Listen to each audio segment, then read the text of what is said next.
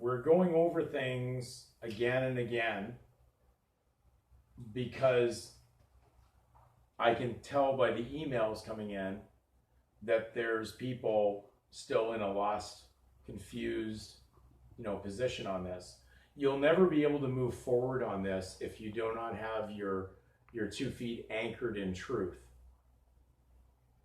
Remember that when someone tells you you're powerless, that's a deliberate attempt to have you believe you have no hope or no ability to come through this in salvation.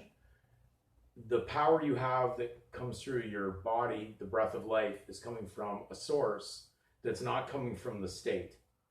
That comes from your creator.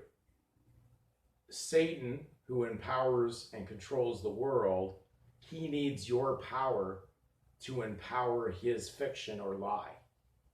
And the lawyers require that also. That's why they're so upset with these videos, so bothered by them, because it renders them powerless.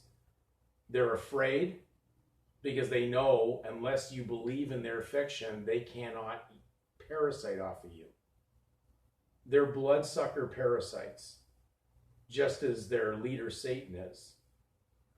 And they are basically there to deceive you into empowering and breathing life into their fiction. When you pull your power of God out of them, because you're never supposed to be using your spiritual power from God to empower Satan. That's what happened in the Garden of Eden with Eve. But she was beguiled, and I would believe that the majority of the audience watching these videos are no different than Eve. They've been beguiled. Unlike Adam and Satan, who were not beguiled, they knew exactly what they were doing. They were making a willful choice to basically commit treason against their creator. Eve didn't, and she was beguiled into believing that something which is false is true. So the first lie came into existence, and so everything about that world that is controlled by Satan is based on a fiction. And God doesn't tell you to empower a legal fiction or a legal lie. In fact, one of the greatest things that is condemned by God in the Bible is liars. So lawyers are professional licensed liars.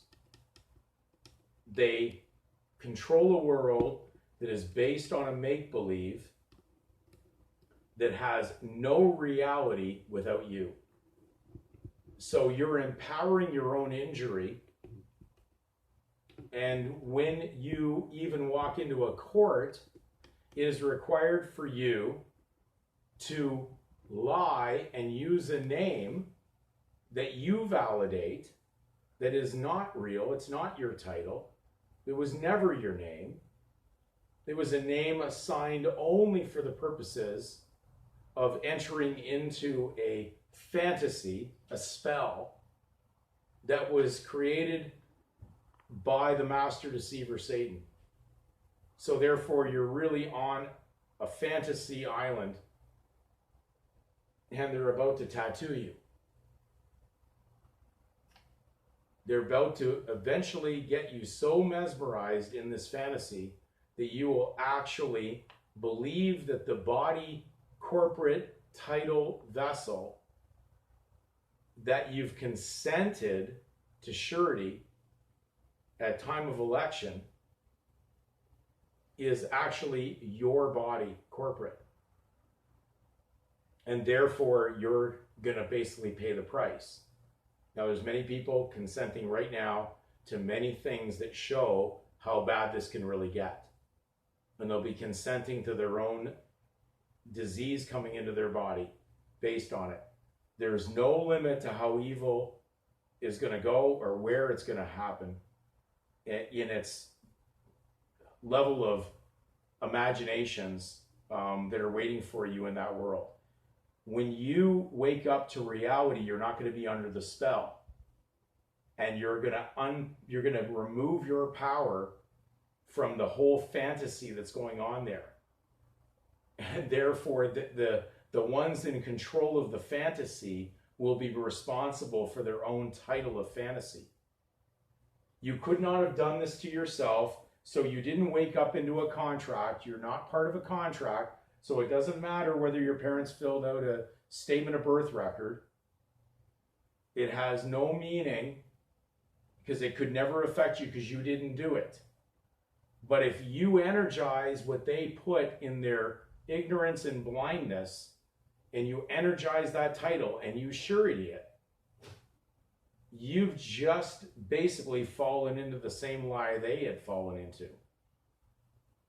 So you're actually suretying your own, basically fantasy. And you can do that.